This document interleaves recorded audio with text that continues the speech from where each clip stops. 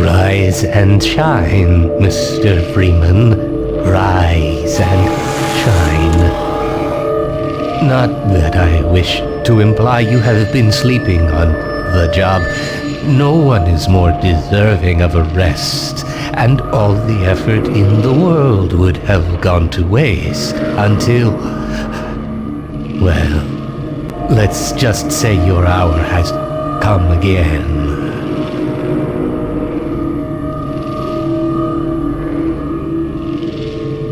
The right man in the wrong place can make all the difference in the world.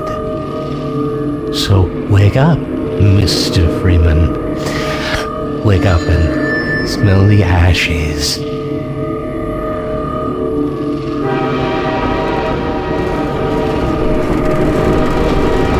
didn't see you get on. This is my third transfer this year.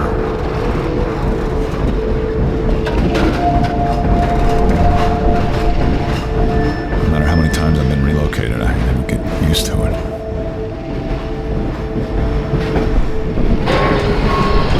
I'm Gabe Newell, and welcome back to Half-Life 2. It's been a long 20 years since its release. In this anniversary update, we've tried to respond to as many of the community's requests as possible. And while this might not be the absolute number one request from fans, I often hear how much people would like a commentary mode, so we're excited to finally make that happen. Not only was it a challenge to remember many of the details of Half-Life 2's development, but it's not easy to crack open decades-old computer code and wonder what the hell you were thinking way back then. Along with the dev commentary, we've cleaned up a bunch of old bugs and tried to leave things in better shape than we found them.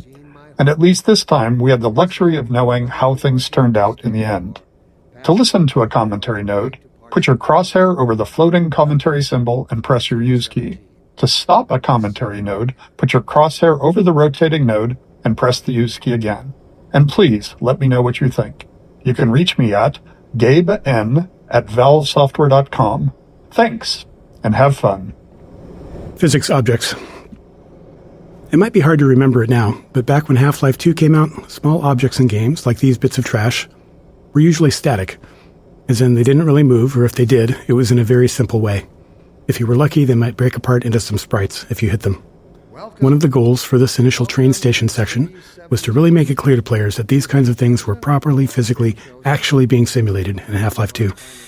They could be picked up, dropped, thrown, broken, moved by other forces, you name it. Here we're starting with just a small thing, showing that trash is being blown by the arrival of the train, or, more specifically, an invisible volume that's triggered by the player leaving the train. I've been proud to call City 17 my home. And so, whether you are here to stay or... Train station. The beginning of a Half-Life game has a big job to do. We have to introduce players to a new world while teaching them how to interact with it. Players need to quickly grasp what's happening, who the key players are, what threats they face, and how they fit into it all. Above all else, it has to be as fun and interactive as possible. Nailing this takes a lot of iteration and playtesting, especially on the small moments that make up a bigger picture of the game. In this section, we'll highlight some key moments, game design problems, and a few playtests where things didn't quite go as planned. Welcome. Welcome to City 17. You have chosen, or been chosen, to relocate to one of our finest remaining urban centers. I thought so much Are you of the City only ones on that 17 train? that I elected to establish my administration here, in the citadel so thoughtfully provided by our benefactors. I've been proud to call City 17 my home. And so, whether you are here to stay or passing through on your way to parts unknown, welcome to Citizens. When it came time to design the human citizens of City 17 and the world outside the city, we chose to include a variety of races, ages, and genders. This not only provided narrative context for the Combine's enslavement of all of humanity, but it was also important to us that anyone playing the game could see themselves represented in the Resistance, with everyone on Earth united against the Combine. While we found a number of candidates to use as reference in creating these citizens through our daily lives and connections, we ultimately resorted to advertising in the Seattle Times classifieds to reach the desired range of faces that we'd envisioned. Our finest remaining urban centers. I thought so much of City 17 that I elected to establish my administration here in the Citizens. citadel so thoughtfully provided by When it came time to design the I've been proud to call City 17 my home. And so, whether you are here to stay or passing through on your way to parts unknown, welcome to City Sweeping Vortigaunt. Another key moment of storytelling and another nod to the physics system. Here, we're showing how Vortigaunts fit into this new world, which is a big shift from their Half-Life 1 role as enemies. Like so many moments in Train Station, the Sweeping Vortigaunt came from our constant hunt for ways to show characters interacting naturally with the physics system. Why just tell players Vortigaunts are friendly now, when you can show one casually sweeping the floor and knocking around some simulated objects? Welcome. Nothing signals, hey, don't shoot me this time around, like someone willing to tidy up. Or been chosen to relocate to one of our finest remaining urban centers. I thought so much of City 17 that I elected to establish my administration here in the citadel so thoughtfully provided by our benefactors. I've been proud to call City 17 my home. And so, whether you are here to stay or passing through on your way to parts unknown, welcome to City 17. natural storytelling. To achieve our world-building and storytelling goals throughout the train station, we needed a natural way to deliver dialogue without it feeling too gamey or requiring tutorials. We noticed players often approached NPCs to get a closer look, so we turned that into an opportunity for the NPCs to acknowledge the player and deliver their lines. This kept interactions low-key, which was essential since the citizens aren't exactly too cheerful or lively.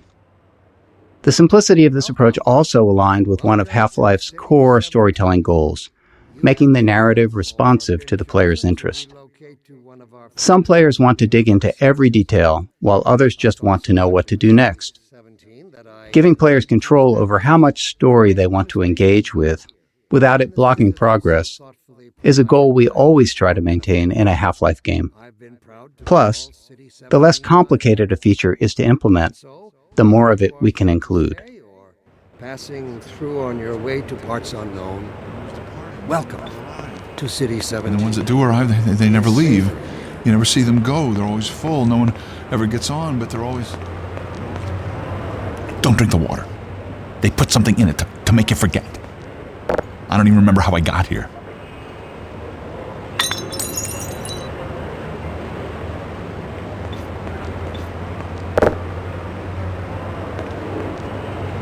Cut it out. And the ones that do arrive, they never leave. Welcome. Welcome. Dr. to Breen City again? 17. I was hoping I'd seen the last of him in City 14. I wouldn't say that too loud. This is his base of operations. I thought so much of City 17 that I elected to establish my administration here in the citadel so thoughtfully provided by our benefactors. I've been proud to Working up the call nerve to City go on. 17 my home. And so, whether you are here to stay or passing through on your way to parts unknown, welcome to City 17. It's safer. Early tech planning. Shipping a game always teaches us a lot. We finally get to find out which choices we made were good ones, and which were ones we should do differently next time. So after Half-Life 1, when we sat down to start thinking about what kind of sequel we could build, we had all kinds of player feedback to digest. From it, we tried to build a master list of things that Half-Life 2 was going to focus on. We didn't try to design a specific player experience. Instead, we found it more useful to approach the question from a technological standpoint. Black Mesa's security guards and scientists had worked well. What could we do if we pushed it really, really hard on characters? We liked our interactive storytelling. What could we build that would allow us to do even more of it, and a greater variety? The exploration and interaction with the Black Mesa was compelling to players. Maybe a physics system would allow us to take that further. In all these areas, we tried to imagine the best version of it could look like years in the future, and back solve from that a set of technological steps that might get us there. It's safer here. Storytelling. Creating a sense of immersion was a core principle in our approach to Half-Life 1's storytelling, and it led us to the self-imposed constraints of never, or at least very rarely, taking control away from the player and of keeping the player's avatar silent. These limitations made storytelling more challenging at times, but we felt it was important to stay with them for Half-Life 2. Our hope was that by maintaining these principles, we'd push ourselves to explore deeper, more interactive storytelling. Or been chosen to relocate to one of our finest remaining urban centers. I thought so much of City 17 that I elected to establish my administration here, in the citadel so thoughtfully provided by our benefactors. I've been proud to call City 17 my home.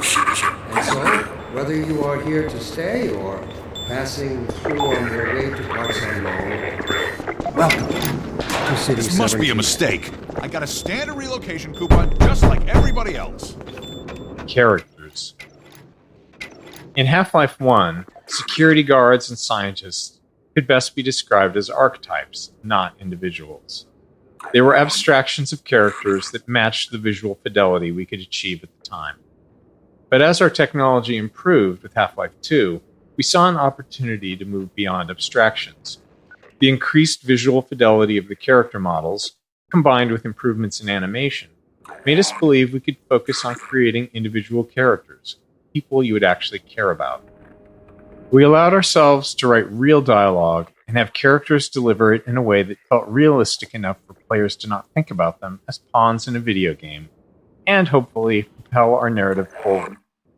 In 2001, a couple of years into development, we were energized by Japan Studios' Eco. Directed by an animator, it blew us away with its reliance on characters as the key connection to the player, giving us the courage to keep pushing forward.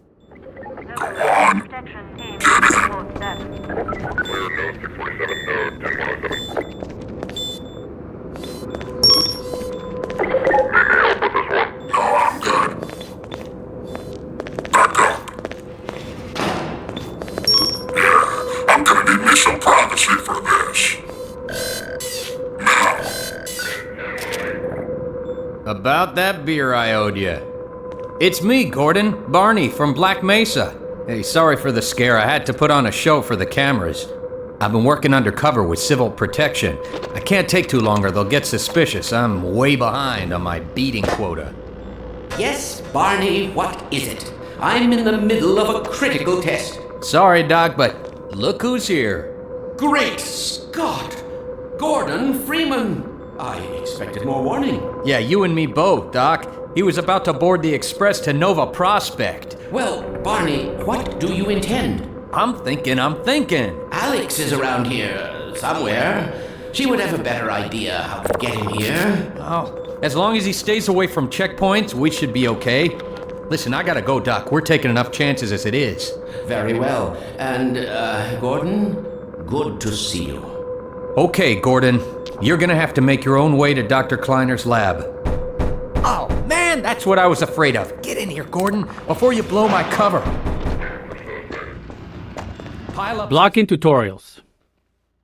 At times, we need to be certain the player has learned something, and the standard method, at least in game development, not in life, is to trap them behind a gate of some kind, where the player must demonstrate their knowledge to be able to continue.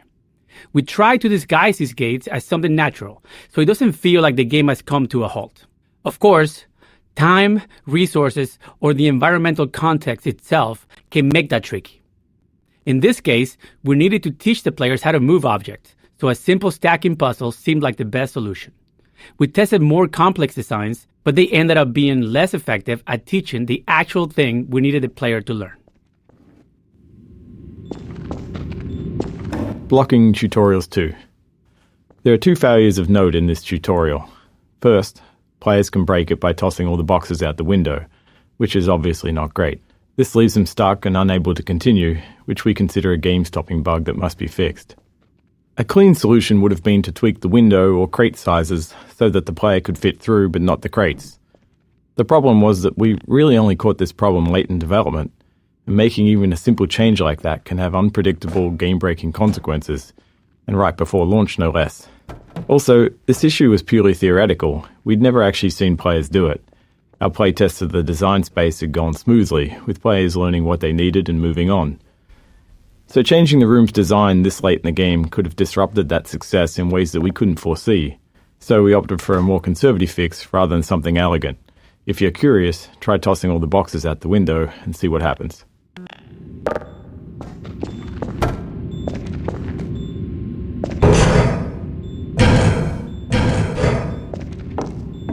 Blocking Tutorials 3.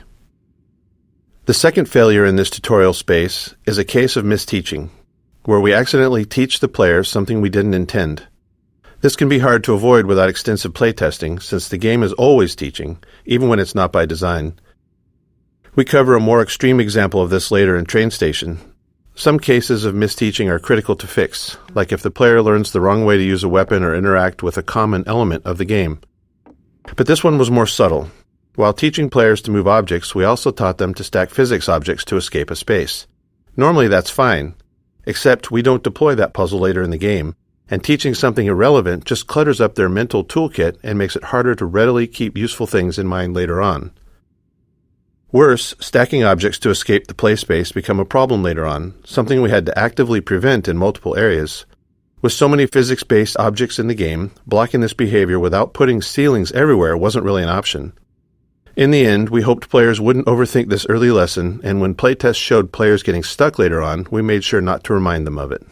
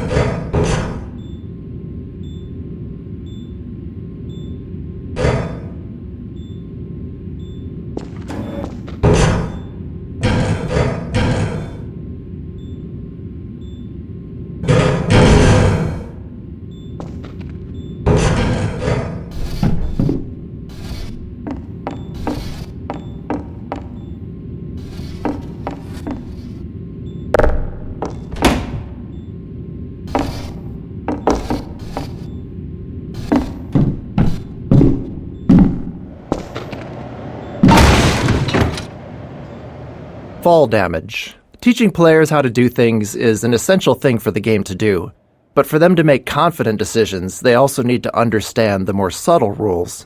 This small moment covers two of those. First, it shows how far the player can fall without taking damage. Second, it introduces a bit of the game's vocabulary, how the game will communicate with them. Players often worry about taking fall damage, but they also worry about taking a step that they can't take back. So here, a welcoming crate to land on signals that dropping down is safe and it's the way forward. And when the crate breaks, it reinforces the physics simulation, and is likely the first time players will see that larger objects can be broken apart.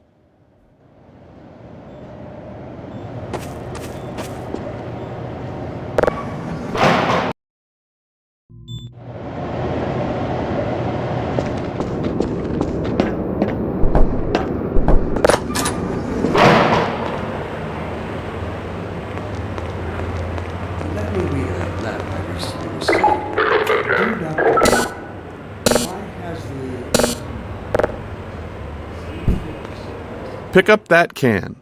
Contextualizing tutorials, creating a story scenario in which they happen, lets us do more than just stop the game to teach players something. We get to add narrative value to the moment. Here, teaching the player how to throw objects is combined with a narrative setup that gives them a choice in how to respond. After watching the Metro cops casually abuse citizens, it felt right to put the player in a similar position next. If they had opinions on how the citizens should have reacted, now they get to express them. Playtesting showed most players either complied or refused the request to pick up the can, but some tried to avoid the confrontation entirely. Others would comply initially, then retaliate after feeling humiliated. By keeping the moment relatively constrained, in both terms of player actions and the space itself, we could generally react appropriately to whatever choice they made.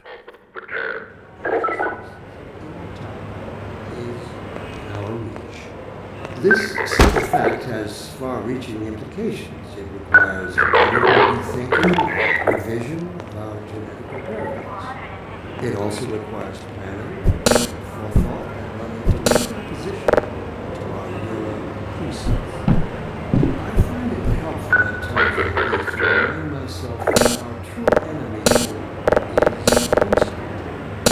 instinct, our mother when we were an infant species. Instinct to confidence.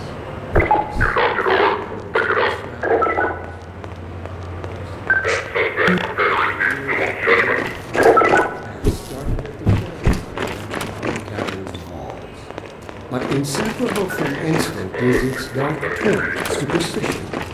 Playtesting. Playtesting is a core part of how we make games. We can never fully predict how players will respond or what they'll take away from what we've built. So we test to learn and hopefully improve. During a playtest, we don't guide or talk to the player, even if they're stuck, as it's extremely unlikely that we'll be sitting there next to the player once the game ships. Our goal is for testers to forget that they're playtesting altogether and play as if they're at home. Any interruptions risk skewing the data, so we only step in if there's a bug that's blocking progress, or more rarely, if their behavior is so confusing that we need to understand what they're thinking. Compels us away from change and progress. Instinct, therefore, must be expunged. It must be fought tooth and nail, beginning with the basis. You'll have to wait your turn like everybody else. The urge to reproduce. I don't know about you, but I'm ready to join civil protection just to get a decent meal. This overpowering force. The line starts at the end. Switch and exorcised our demons in a single stroke. They have given us the strength we never could have summoned to overcome this compulsion. They have given us purpose. They have turned our eyes toward the stars. Let me assure you that early in a Half-Life game, one of our goals is to make promises to the player, giving them a sense of what to expect later on. From movies to TV shows and books, all great entertainment does this in some way, and video games are no different. The promises in a Half-Life game can take different forms. Some are simple, like offering just a glimpse of something intriguing. Others are more layered, like the interactions with Metro cops. By putting the player in a powerless position against them, we set the stage for that future moment when they can finally get to retaliate.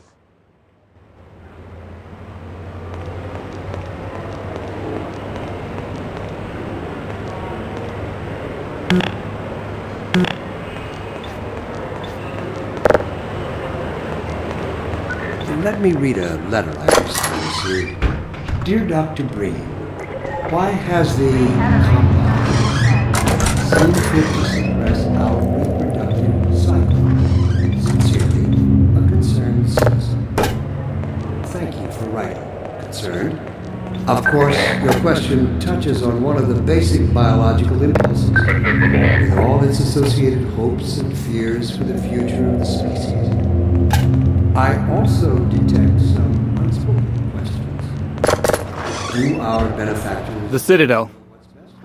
We wanted the player's first view of City 17 to highlight the Citadel and its dominance over the city, representing the Combine's complete and total power over humanity. It also needed to serve as a clear goal. Even at the start, you can see where your journey ends. But despite its massive size, playtesters often missed it. A player's sense of depth and scale can be tricky on a computer monitor. If you've played any games in VR, you'll likely have noticed that scale feels more natural. Anyway, in this case, the Citadel's position above the player didn't help things either, which may be because FPS games train players to focus straight ahead or down at their feet. To improve the chances of players taking in the Citadel, we added birds flying towards the structure. A subtle trick we've found helps guide the player's view. Direct opposition to our neural presets. I find it helpful at times like these to remind myself that our true enemy Don't sit near me, it'll look suspicious. Instinct was exploration. After being herded through the train station by Metro cops, we wanted to give the player a chance to explore. This plaza offered several ways to interact with citizens, Metro cops, scanners, and the city infrastructure. We aimed for these interactions to continue building the world without needing explicit tutorials, and we refined them until they work naturally, without any real training. Instinct is its dark twin, superstition. Instinct is inextricably bound to unreasoning impulses, and today we clearly see its true nature. Instinct has just become aware. Ropes. One of the things we noticed in all of the reference images that we gathered for City 17 was that there were cables and wires everywhere, and that they were a large part of the high-frequency detail in view. We loved the look of these older European cities enmeshed in the haphazard web of modern life. We felt like we needed a solution for cables, ropes, and similar elements, and we wanted them to be dynamic. Our level designers were eager to create plug puzzles, and connecting a cord to each plug helped players better understand the mechanics. Early in production, we built a rope system and iterated on it throughout development. Under the hood, each rope is made of multiple segments stretched between the two endpoints, and they can move independently. Each segment acts like a spring and responds to forces in the game, such as a gentle wind or the passing of a Combine gunship overhead. When rendered, each segment is shown facing the camera and is bump mapped, which is crucial for giving the ropes a realistic, rounded appearance. This compulsion. They have given us purpose. Playtesting Anecdote 1. One memorable playtest reminded us that we can never be certain what players are thinking or what lessons they've taken from their experience. This tester, after playing from the start and stuck trying to open a door, spent several minutes going back and forth between the game and the keyboard settings. When we asked what they were looking for, they said they were searching for the inventory controls, thinking they could use an item they'd picked up earlier to unlock the door. While we'd seen them collect and drop several physics objects, they'd misunderstood what was happening. The tester believed that pressing the use key while holding an object moved it into an inventory because the item dropped straight down. We knew it was just gravity, but their assumption wasn't crazy. Some adventure games of that era did slide items into an invisible inventory that way. We explained there was no inventory, and the playtest continued. Later, we considered whether we needed to address this, but since no other playtesters had the same confusion, and all of our potential solutions were more heavy-handed than necessary, we decided it was an outlier that was okay to remain unaddressed. It served as a good reminder, though, of how even the most subtle, overlooked details can mislead a player. Cycle. Sincerely, a concerned citizen. Thank you for your concern. Of course, your question touches on one of the basic biological impulses. Its associated hopes and fears for the future of the species. I also detect some unspoken questions. Do our benefactors really know what's best for them? I'd like to help you, but it's out of the question. The right to make this kind of decision for mankind. Will they ever deactivate the suppression field and let us breed again? Allow me to address the anxieties underlying your concerns, rather than try to answer every possible question you might have left unvoiced. First, let us consider the fact that for the first time...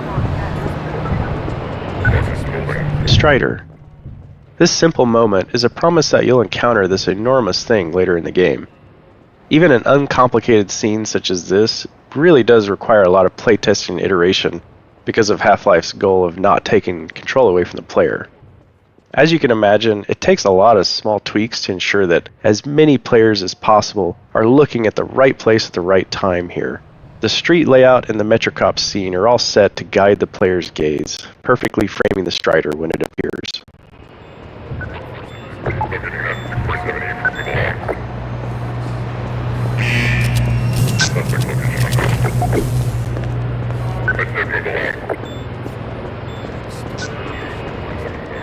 Early game exploration.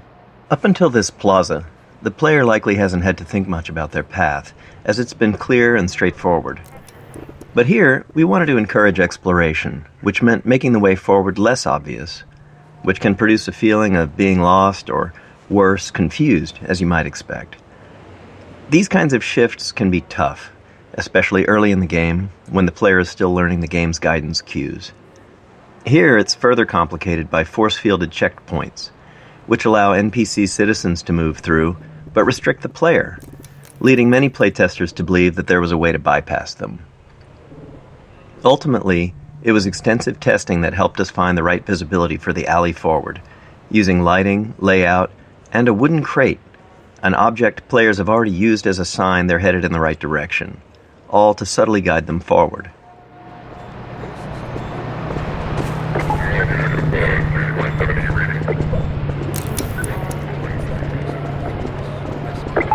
Slide, buddy.